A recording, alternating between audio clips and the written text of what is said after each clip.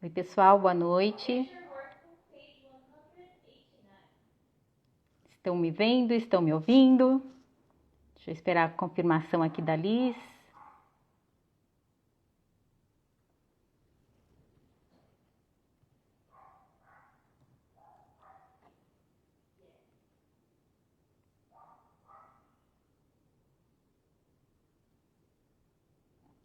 Parece que a Liz não está me ouvindo, né? A Liz está me vendo, não está me ouvindo, é isso? Não me ouvem?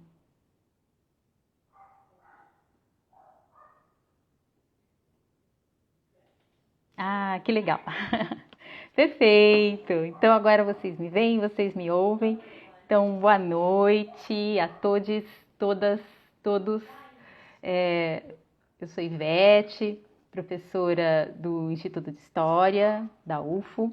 Sou coordenadora do grupo de Estudos Negros e sou agora a atual coordenadora também do Centro de Memória da Cultura Negra, Graça do Axé.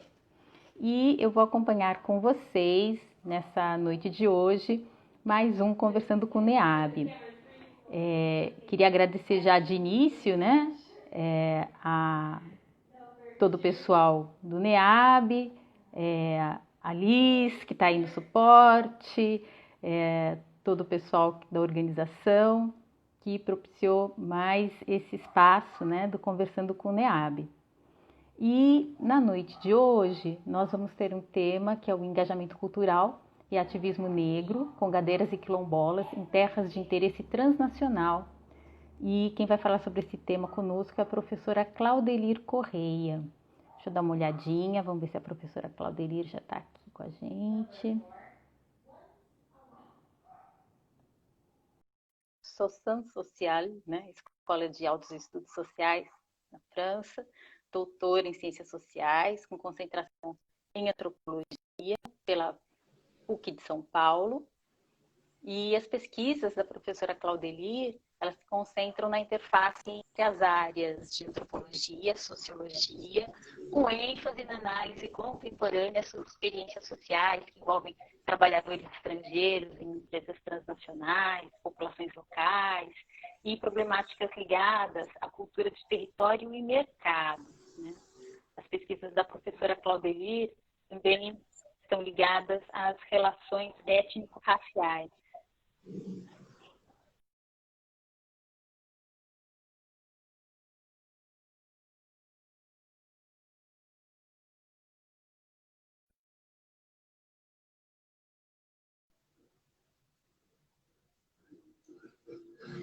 Não sei se eu estou. Professora Claudelir. Então, acho que deu uma congelada. Eu te ouço bem, mas eu ainda não te vejo. Ah, é? Eu vou tentar entrar É, de novo, então, tá bom?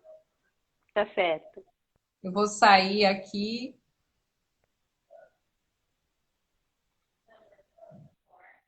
tá certo. Vamos ver. Eu acho que durante o período de isolamento não teve quem não passou, né, por um momento de conexão mais fragilizada, conexão, né? Todo mundo está passando por isso. Vou esperar um pouquinho. Vou chamar a professora Claudelir de novo.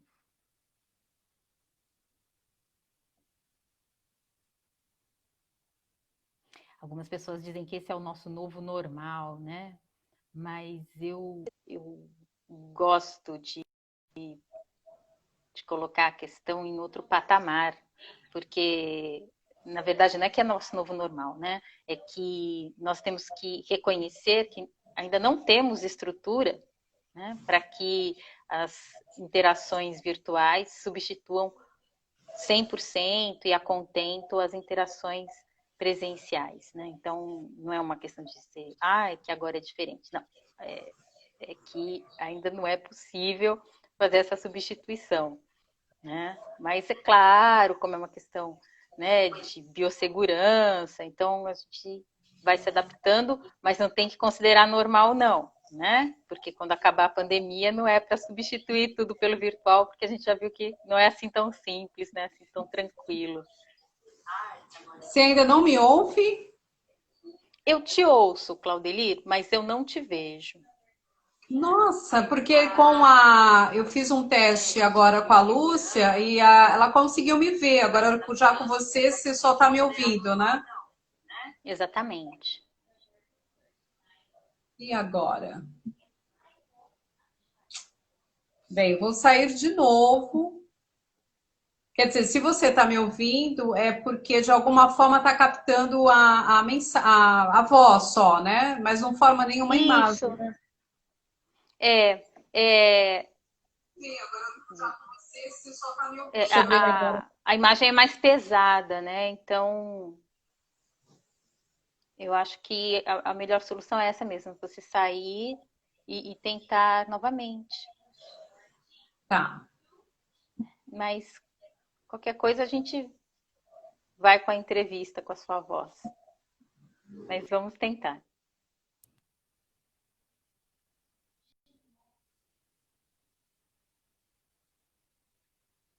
Vamos esperar mais um pouquinho.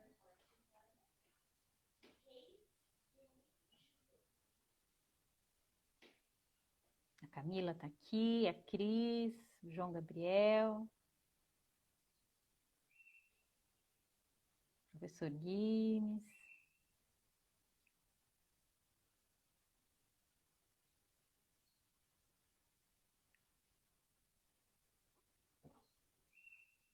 Deixa eu ver se a professora Cláudia já está disponível.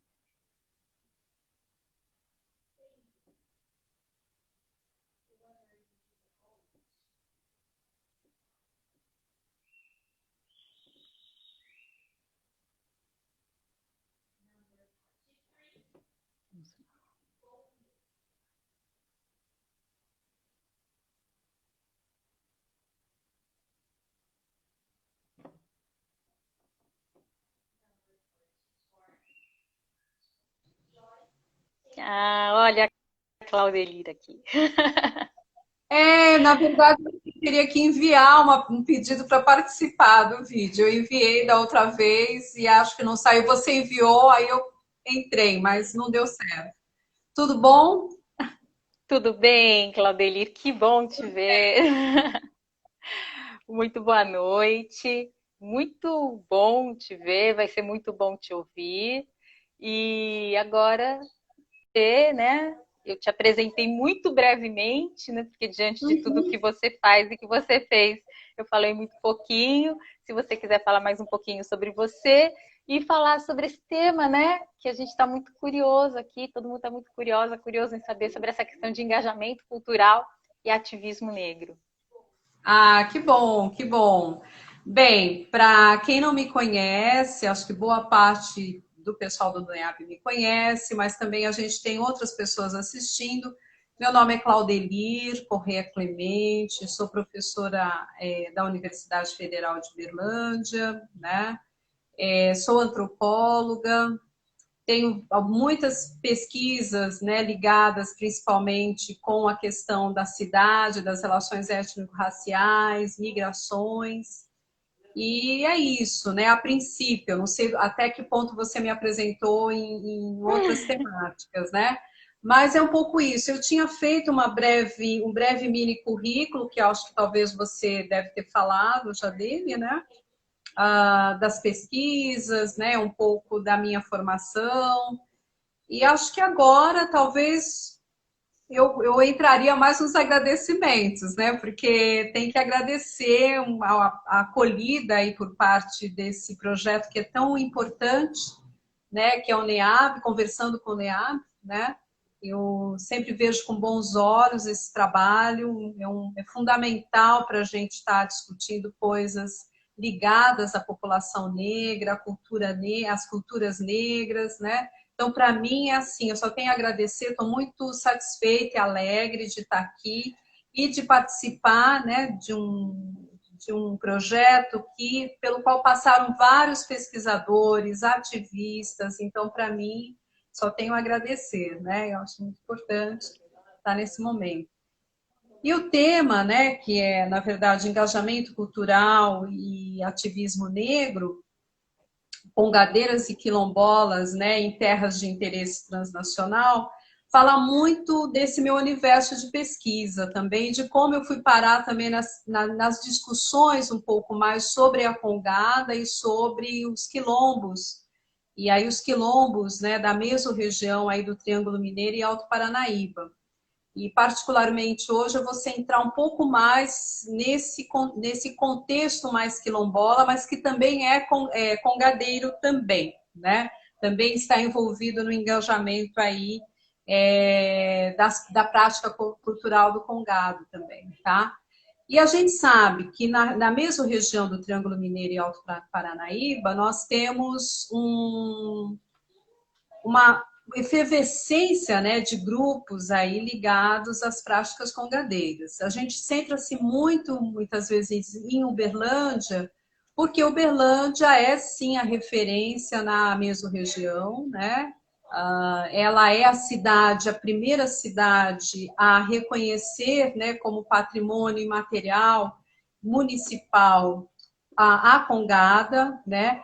Ela tem uma congada com mais de 140 anos de idade, né? Ainda remonta aos tempos de escravização, né? Das populações negras no território, né? Nesse território do Triângulo Mineiro e Alto Paranaíba. Então, ela tem esse apelo e ela é muito significativa porque ela tem em torno de 24 ternos, né? E, de alguma maneira, a prática congadeira promove a coesão das populações negras, né, da região. É uma prática ancestral, a congada tem esse potencial, né, agregador que ganha mais evidência entre o período de preparação dos festejos, né, e até a sua celebração final, né? Então, na preparação, a gente começa a já ver a cidade, por exemplo, de Uberlândia em movimento, mas a gente tem outras cidades também, por exemplo, como Patos de Minas, que eu vou me centrar um pouco sobre a questão dos quilombos em Patos de Minas.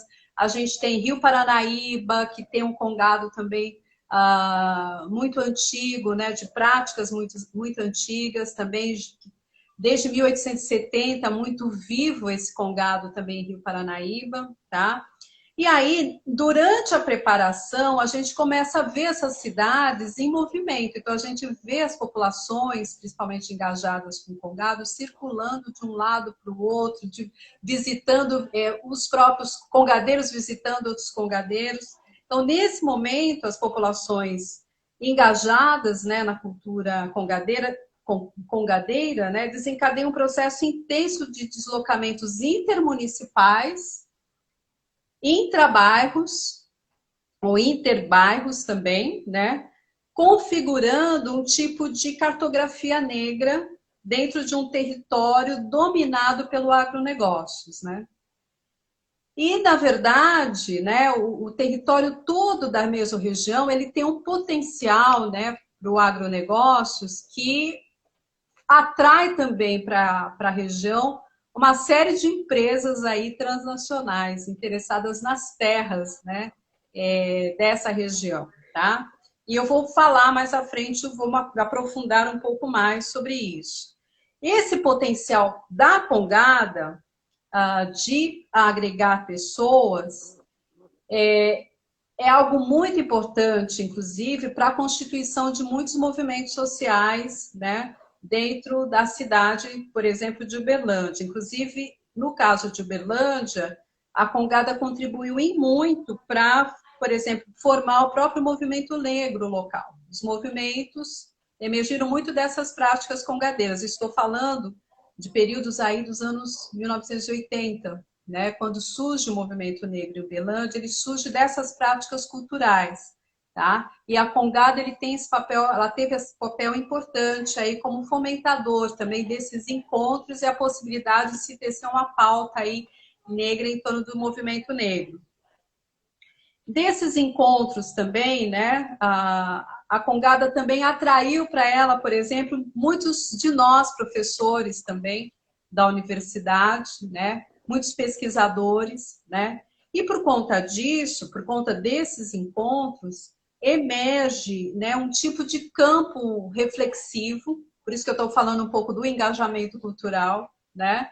Porque conforme as pessoas vão se engajando culturalmente com a congada, e por tanto os congadeiros, como também a sociedade mais ampla, né, membros da sociedade mais ampla que se engajam na congada, então aí um campo reflexivo do qual, né, congadeiros e demais parceiros, né, aí parceiras, nutre-se do pensamento, de certa forma, antirracista, de combate, né, a situações, né, de racismo, né, a promoção também do debate, por exemplo, de leis como a 10.639, né, a congada também, nesse momento, inclusive, da preparação da festa, ela vai realizar uma série de atividades. Dessas atividades mais religiosas, como os terços, né, que são rezados, as novenas, mas há também um conjunto outro de atividades, por exemplo, como palestras que as congadeiras e os congadeiros dão, né, oficinas, né, e, de certa forma, todas essas coisas, né, vão potencializando também aspectos políticos da vida política, né? Potencializa a amizade e a solidariedade negra, né? Provocando, de alguma forma, um certo racismo muito presente até os dias de hoje, né, com relação à população negra aí na região, né? Suscitando um tipo de uma micropolítica que se revela macro, fomentando uma solidariedade que liga entre si os homens e as mulheres que se encontram para festejar, para preparar a festa, né? E festejar seus santos e antepassados, mas, sobretudo, constitui aí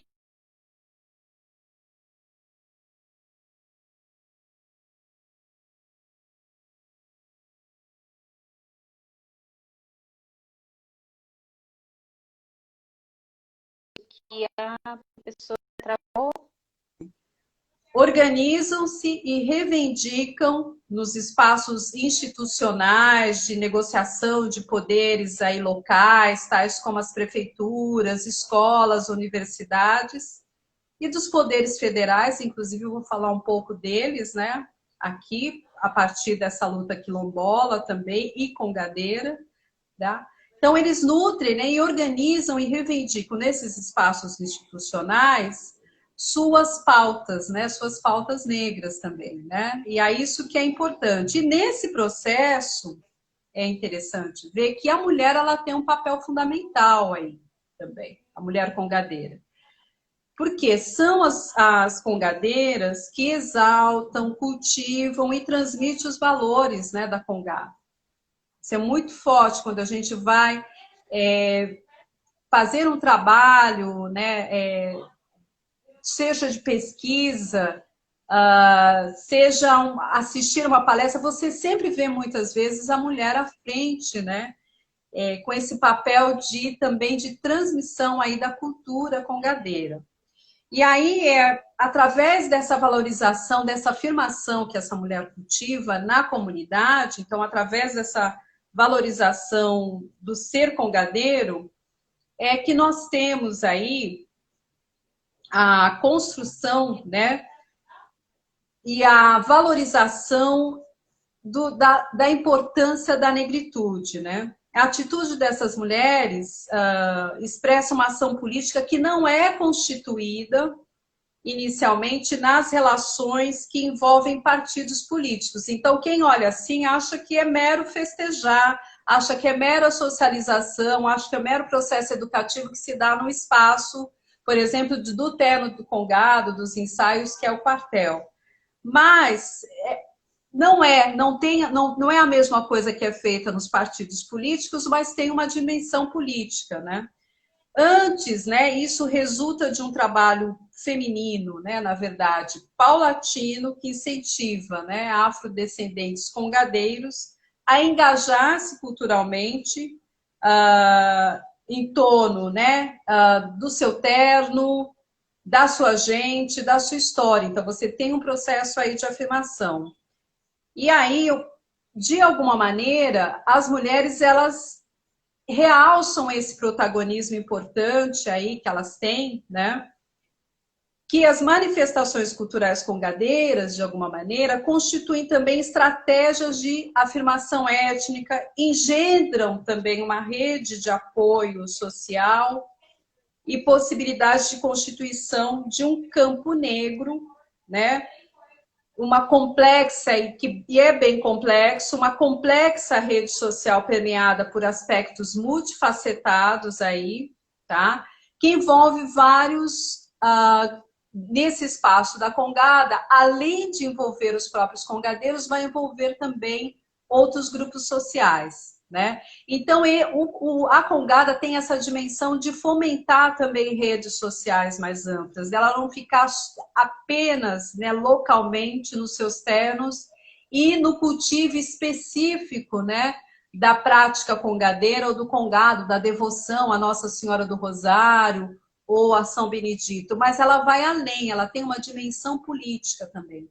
E é essa dimensão política que, por exemplo, grupos como grupos quilombolas vão se nutrir, inclusive, para pleitear, por exemplo, titulação de suas terras também, tá?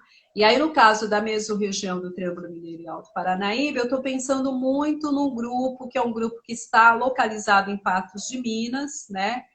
Que é a Associação de Comunidades Remanescentes de Quilombo, Família Teodoro e Oliveira Ventura, né?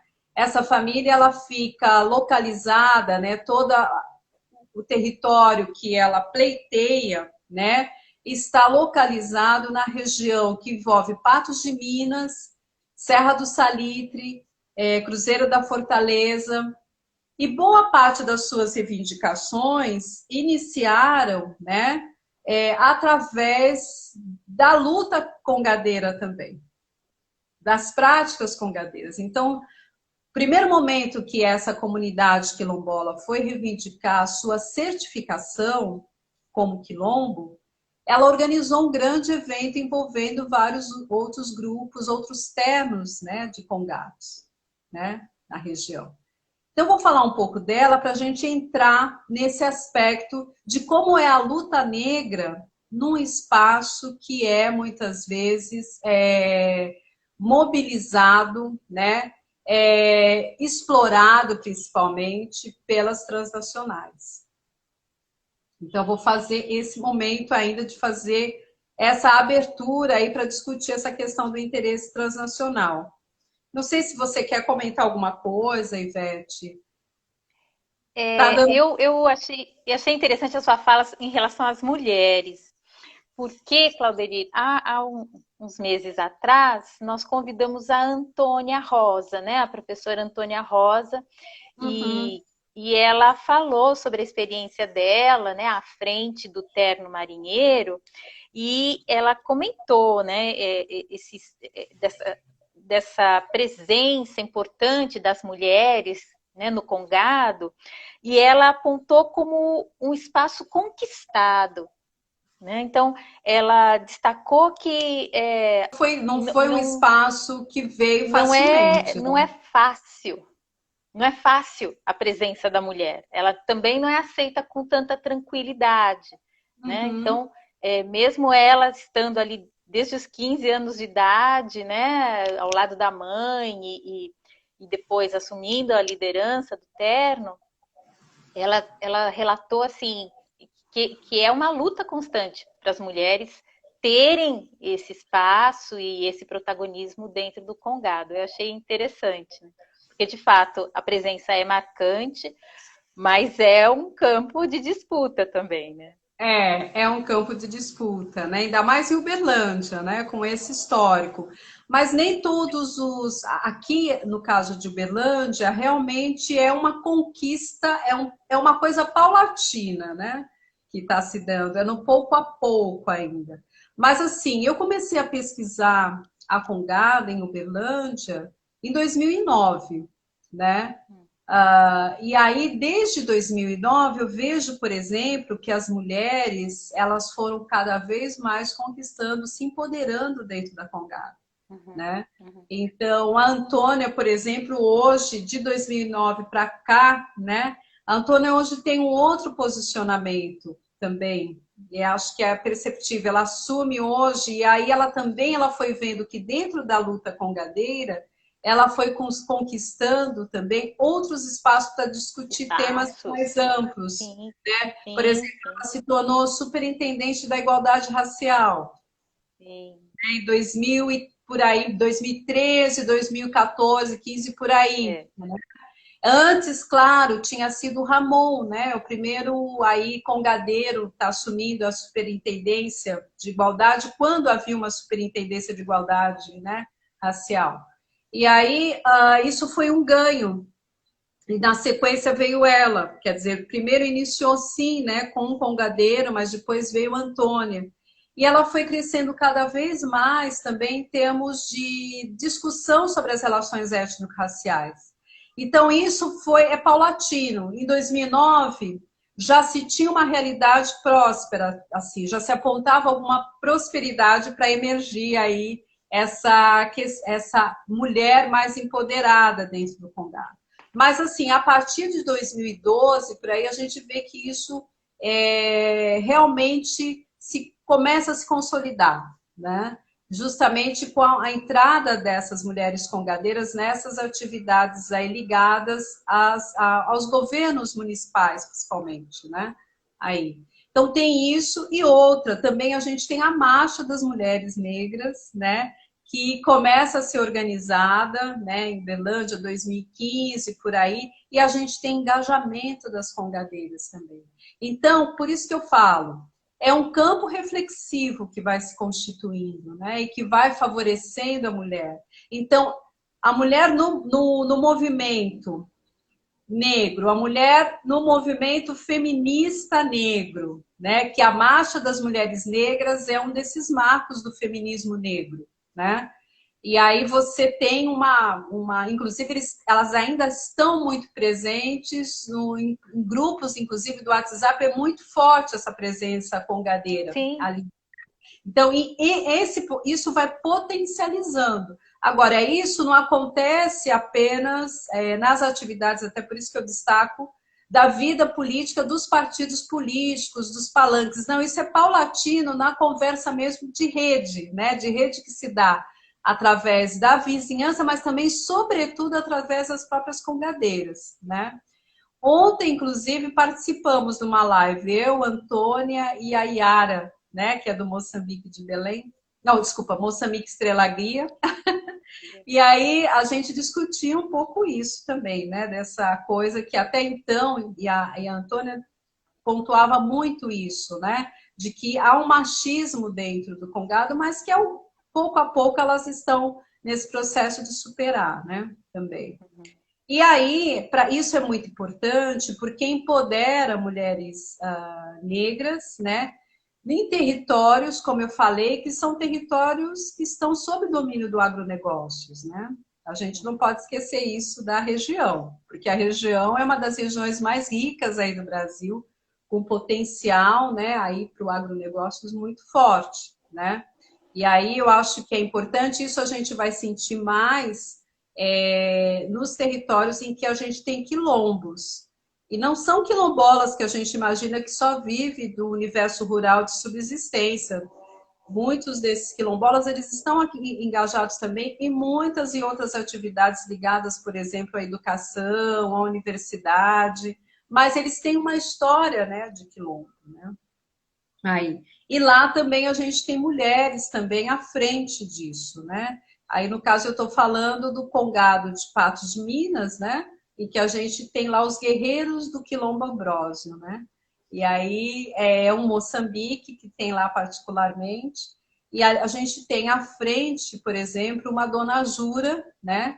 Que é alguém engajada à cultura e à religião de matriz africana, que tem um papel fundamental aí na luta também por esse quilombo, né? Quilombo do Ambrósio. Então, você tem realidades diferentes de práticas congadeiras mudando de cidade, né?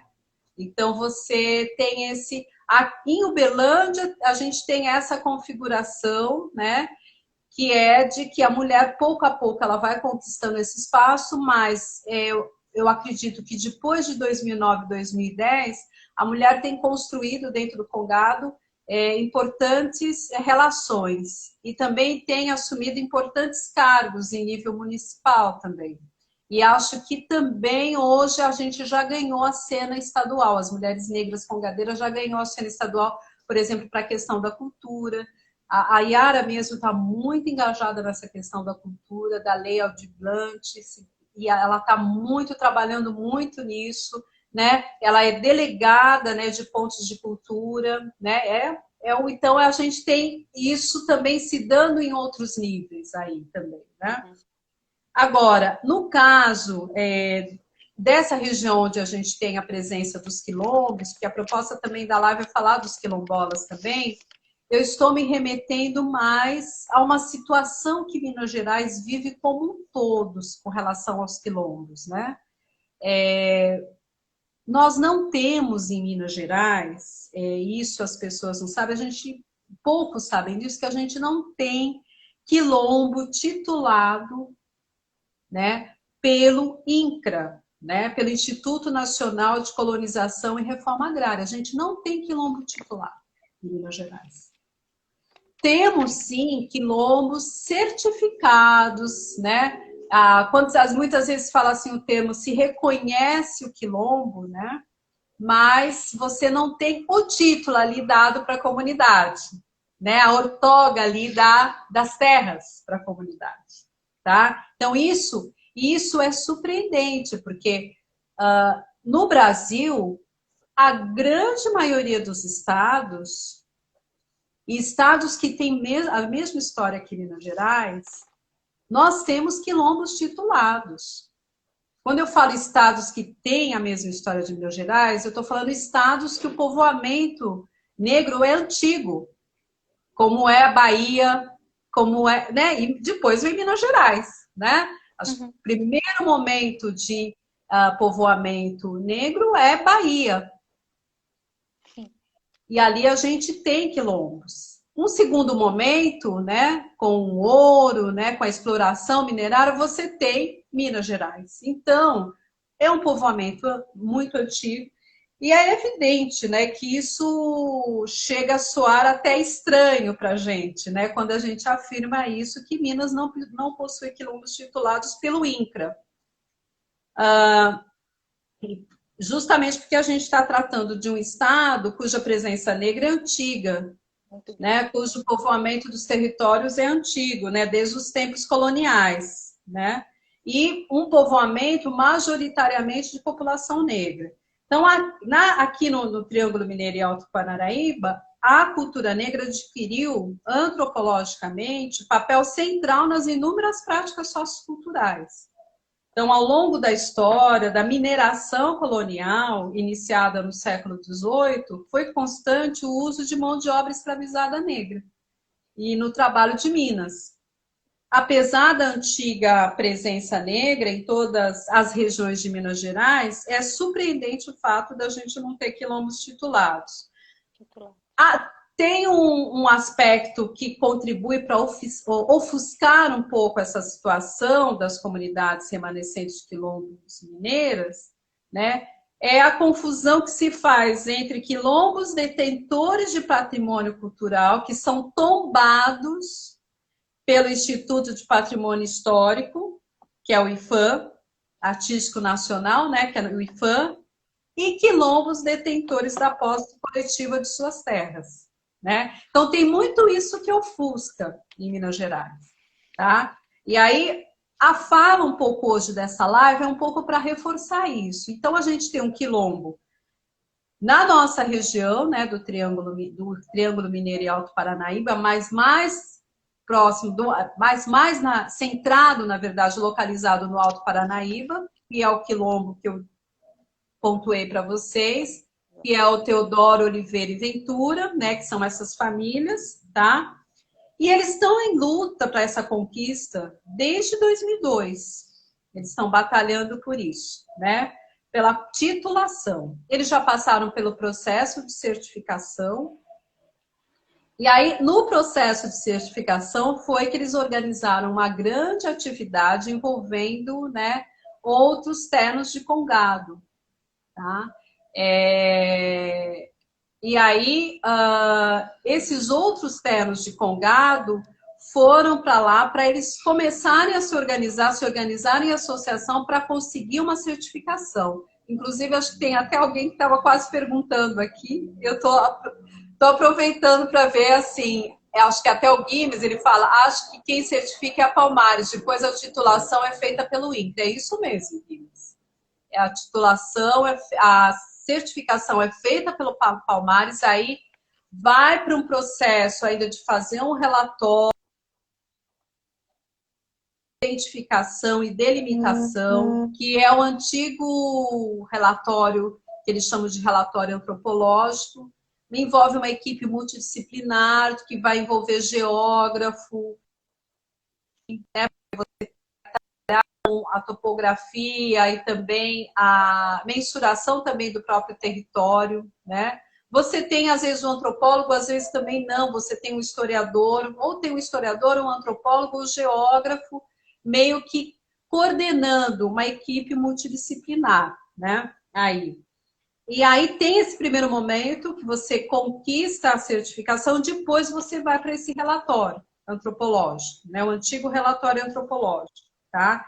E aí a história dessa família Teodoro e Ventura é interessante, porque eles pleiteiam isso, conseguem a certificação em 2008, e aí só depois, em 2017, em 2008 tem a certificação, eles conseguem fazer o relatório, contratar uma equipe para fazer o relatório, né? Mas só em 2017 que esse relatório é publicado. No entanto, no momento da publicação, todos os grupos eles têm um tempo para contestar aquilo e para analisar realmente o território, se é aquele mesmo delimitado ali pelo relatório e pela portaria do Diário Oficial. E aí eles fizeram isso. Eles voltaram para as terras, né, para analisar. E aí a gente tem nessas terras, parte dessas terras ocupadas, invadidas por uma transnacional, né? Nossa. E aí a gente tem uma dessas terras que, inclusive, é terra onde está ali nesse espaço a gente tem também um bem que está em processo de tombamento pelo IFAM, que está mapeado. Então, na mesma terra que a gente tem um processo acontecendo pelo INCRA, você tem também um de tombamento, né? E ali no IFAM, bem avançado. E é nessas terras que a empresa invadiu, né? É que você tem, por exemplo, partes de muros, de edificações ainda do tempo do processo de escravização, tá? Você tem casas, isso tudo na divisa entre Serra do Salitre e Cruzeiro da Fortaleza, ali. Essa empresa... Claudeli, eu vou Pois interromper não. você só um minutinho para te falar do tempo, que a gente tem 20 minutos ainda para sua fala e perguntas. Então, a gente ainda tem 20 Já minutos estamos terminando? para Então, vou conversar. A finalizar. gente já conversou por um tempinho, ainda tem 20 minutos para nossa live, mas vamos Tá lá, ótimo. porque tá Então, muito eu bom, vou né? dar uma fechada, vou abrir para as questões. Então, falar disso, que aí você tem essa comunidade lá, e eles, volta e meia, organizam também as atividades ligadas à Congada, justamente para mobilizar pessoas em torno dessas discussões. No entanto, é isso a realidade deles. Eles ainda estão parados desde 2008 até 2017, né? Pararam no RIT, que é esse relatório técnico de identificação e delimitação. Então, agora foram para um processo de contestação dessa ocupação por parte da transnacional, né? Desse território. Quando a gente abre para pensar Minas Gerais numa coisa um pouco mais ampla, não só na mesma região, a gente vai ver o mesmo processo, por exemplo, no sul de Minas. Recentemente, a gente estava vivendo no sul de Minas uma comunidade, acho que isso foi mais ou menos em agosto, uma comunidade também quilombola, que já está no seu território, que está pleiteando, que pleiteou certificação, já passou por esse processo, ela teve, né, a ocupação também, como ela está num território de usinas, né, de antigos usineiros, eles reivindicam agora o território para eles, né? E aí eles solicitam e ocupam, mandam a polícia, né? O juiz autoriza, né, que a polícia tire as pessoas daquele local, tá? Aí quando você vê quem está por trás, também uma grande empresa aí de interesse transnacional. Hoje a gente tem uma empresa que é dona, lá já foi de usineiros, e hoje você tem uma empresa, também tem um pátio do terreno ligado a uma empresa de café, tá? E essa é a mesma realidade, isso no sul de Minas, é a mesma realidade que a gente vai encontrar no Alto Paranaíba e nas divisas ali entre Alto e essa parte mais Triângulo Mineiro.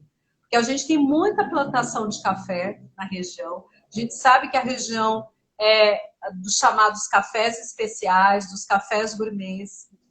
Uma parte, claro, evidente, de proprietários que não tem relação nenhuma com terrenos quilombolas, mas uma outra parte minúscula tem da plantação de café, né? Mas o grosso de terras que estão que são dos quilombos, mas estão nas mãos de transnacionais, são transnacionais ligadas ao setor de mineração ou ao setor químico, porque não sei se eu acho que é importante uma informação de colocar aqui para as pessoas que Minas Gerais tem terras que são ricas, né, de elementos químicos, que são boas para fazer fertilizantes.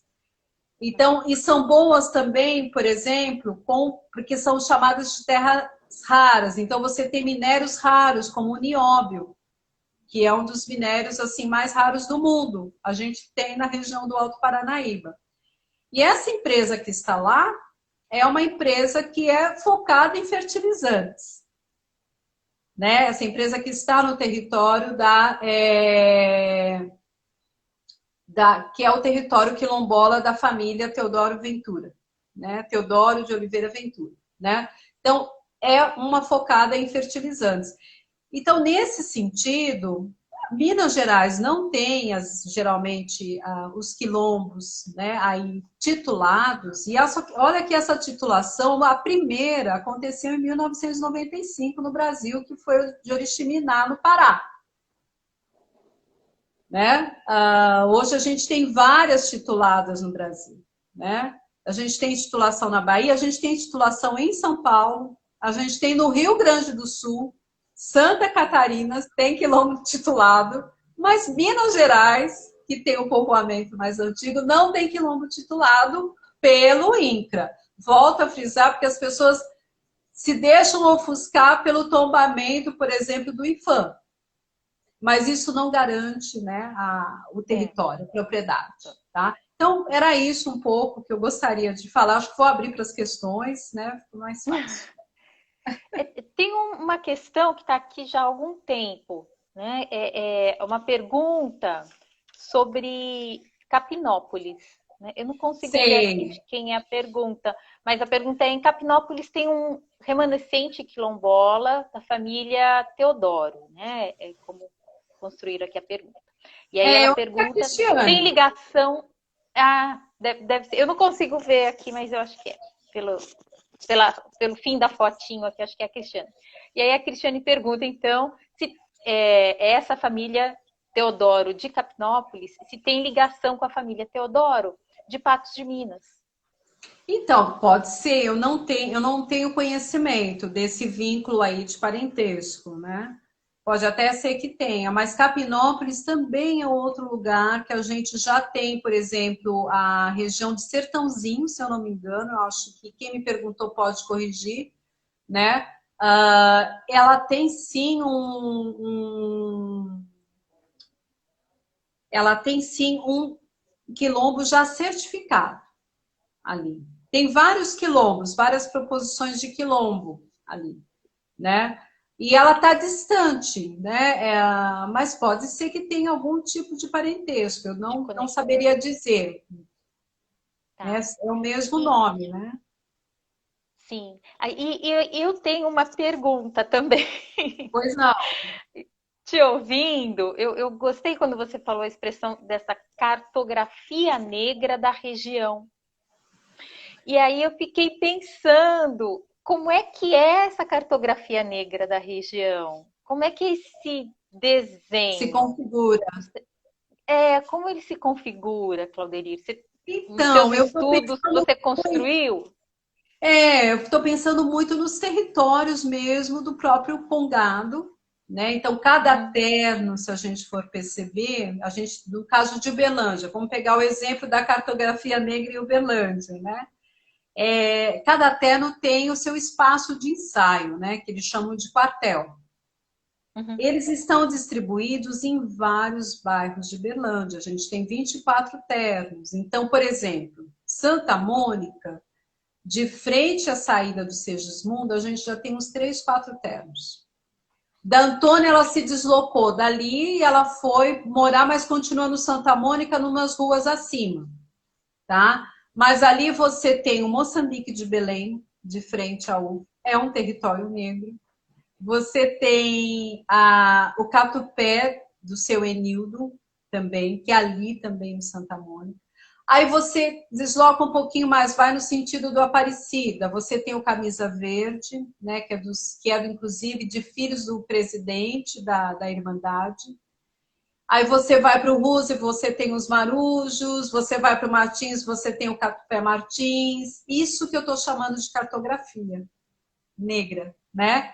Então, sim. isso você tem no nível da cidade, se a gente for pensar no mais macro, quer dizer, uma das variáveis para eu construir essa cartografia negra é os ternos de Congado e a sua localização nos bairros.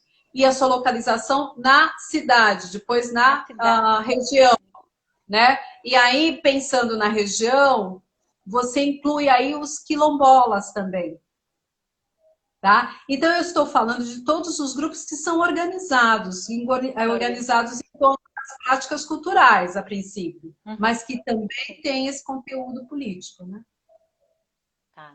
E tem uma pergunta também da professora Camila. A professora Camila Tá. coloca assim: essas reflexões são muito valiosas e precisam estar nas salas de aula. Como pensar em formas de viabilizar, né, com todas essas informações que está trazendo, a Lei 10.639 na prática? Como é que a gente coloca todas essas Todo esse informações, conhecimentos, e né, toda essa outra forma de olhar a cidade, essa dinâmica social, como é que a gente coloca isso na sala de aula, Claudelia? Então, eu tenho feito nas minhas aulas, a gente exercita muito isso, né? E acho que também eu tenho visto outros colegas também, né, das suas áreas também fazer esse exercício. Em antropologia, nós temos a própria processo do trabalho antropológico, ele implica num trabalho de campo. Então, Uhum. todo segundo semestre, independente da disciplina que eu estou dando, como a gente tem etnografia, um dos assuntos a etnografar, a vivenciar, quer dizer, das temáticas até as incursões em campo, passa pelos ternos de Congado de Uberlândia. Então, Tá. é comum, por exemplo, os meus alunos desde agosto, quando a gente está naquela vida normal que a gente tinha antes, né? Agora a gente faz isso por live, eles continuam É, fazendo. Dá para fazer alguma coisa por live, porque o que teve de live ligada à Congada é bastante. A Antônia mesmo fez muitas pelo Facebook dela. uhum. Excelente campo de etnografia digital para a gente. Se eu tivesse Né? uma disciplina, Então, no caso do segundo semestre, quando eu estou naquele calendário normal, a gente já desde agosto eu já mobilizo uma bibliografia mais para essa parte que é trabalhar essa experiência etnográfica que é de campo, e aí a gente exercita muito através do Congado. Então, eles vão visitar um primeiro momento, vão se apresentar, isso são todos os alunos. Assim, vão grupos de 5 pessoas, então os ternos de Congado já estão um pouco acostumados, assim, com vários alunos da UFO, né, que vão. E eles já se acostumaram com essa coisa, porque é um momento muito receptivo também deles, né, que vai de agosto até outubro. Então, eles acompanham, por exemplo, alguns bingos que acontecem, eles vão no final de semana até chegar o dia da festa. Até em novembro eles vão também vão acompanhar as novenas, fotografam, pegam, começam a conversar, muitos até pegam amizade também, né? Com essas pessoas, fazem amizade com essas pessoas, né? E aumentam até os próprios contatos. Então, isso é uma maneira da gente valorizar a cultura negra. Então, é impressionante, porque toda vez no segundo semestre que eu falo disso, eu tenho muitos alunos que moram em Uberlândia, negros e não negros, que não conhecem Cacongada. Sim. E aí, nesse momento, falam, nossa, então, quem foi meu aluno já sabe que esse exercício da 10.639 passa por essa experiência de estar, né, de vivenciar etnograficamente essa inserção, esse mergulho na prática congadeira. Tem mais uma pergunta da Lúcia Helena.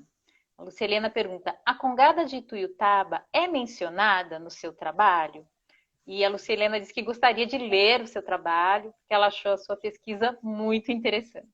Ah, legal. A gente tem um livro, eu organizei junto com o José Carlos Gomes da Silva, que é um dos primeiros professores a pesquisar, né, a Congada na Universidade Federal de Belândia. José Carlos hoje é professor da Unifesp, ele pediu uma transferência para lá. E a gente publicou um livro junto, né, que eu acho que até está aqui, deixa eu ver. É esse aqui. Negros, Cultura e Vida Urbana. E esse livro ele é um livro gratuito. Aqui tem sobre Ituiutaba. Ah, que legal. Tem um dos capítulos aqui. Foi escrito pela Renata Nogueira da Silva, chama Irmandade de São Benedito de Ituiutaba. Práticas congadeiras, projetos culturais e zonas de negociações. Né? Esse livro ele está disponível em algum momento, assim, às vezes ele está disponível online também, mas ele está disponível também na nossa biblioteca. É que hoje a gente não tem muito acesso, né? Mas eu posso estar enviando depois para o NEAB, talvez se vocês tiverem um e-mail, para vocês fazerem circular para esse público também, né? Ah, Que que está legal. hoje aí. E aí tem Ituiutaba, tem Uberlândia, tem a região também. Ah, perfeito. Nossa, excelente. Não conhecia o livro, não. Depois você passa as referências para a gente e aí Sim. podemos fazer circular. Claudeli, a gente tem agora mais 6 minutinhos e eu queria ouvir de você o seguinte. Fiquei muito curiosa, né? Porque por conta, né, da Lei 10.639, alguns editais de incentivo, a questão das discussões sobre cotas, acho que, eu não sei se é a nossa bolha ou o que é, mas a gente tem a impressão de que algumas temáticas estão surtindo assim mais interesse, né? Por parte dos estudantes, dos acadêmicos, mais interesse do que surtia, né, há algum tempo atrás. O que você acha? Você acha que as pesquisas sobre a cultura negra, sobre os quilombolas, você acha que teve um aquecimento? Ou é a impressão que a gente tem porque é o nosso métier? Olha, eu acho que assim, não é só uma impressão, não. Eu acho que teve sim um aquecimento por conta até do próprio feminismo negro, né? Eu acho que o feminismo negro, a epistemologia do feminismo negro contribuiu muito para a gente compreender com os outros olhos também as culturas negras, né? O potencial das culturas negras. Então, como o feminismo negro ele vem nesse crescente desde as marchas das mulheres negras, né? Eu acho que ele também potencializou a gente, por exemplo, tem lido mais as nossas escritoras e pensadoras negras, como Lélia Gonçalves, né? Angela Davis, né? Beatriz Nascimento. Então a gente tem lido mais e mais a gente tem se empoderado, né? E com certeza também a gente está tendo muitos jovens também que saíram concluíram as suas formações, ou mestres, ou doutores também, e que ganharam a cena aí das discussões, assim, fantasticamente, assim, né? A gente tem o caso do Silvio Almeida, né, que está com um trabalho muito importante, né, aí da questão do racismo estrutural, do racismo institucional, essa discussão que já havia, claro, né, mas muitas vezes feita. A gente tinha aí uma intelectualidade muito engajada com a questão dos negros e negras, mas muitas vezes uma intelectualidade ainda de descendência europeia, eurodescendente, né? Não Sim. negro, né? E aí isso sempre muito importante, mas assim, agora a gente tem uma intelectualidade constituída aí por muitos jovens. Isso eu tenho achado muito importante. Isso reaqueceu, porque eles trazem temáticas, cutucam profundamente e acho que e seguram, né, em termos da discussão, e isso é muito importante, né? Então acho que teve um aquecimento. Eu acho que se deve ao feminismo negro primeiramente, porque a gente tem aí 2013, inclusive o Silvio depois veio da esteira depois de uma Ângela, depois de uma Lélia Gonçalves ser retomada. Aí ele veio, mas eu acho que a gente tem que fazer isso, uma Sueli Carneiro, né? Eu acho que a gente tem que pensar nesse sentido. Bom, muito bom falar com você, Claudelir, mas a gente vai ter que agora partir para as despedidas. Acho que a gente tem um minutinho, então eu te agradeço demais, agradeço a quem acompanhou, né? E vou te deixar esse minuto para você dar o seu tchau para nossos espectadores. Olha, foi muito bom passar essa parte do início aí da noite com vocês. Eu adorei as questões, agradeço todas as questões. Para mim foi muito importante, como eu disse no começo, essa possibilidade de participação, né? E, bem, espero ter uma próxima oportunidade.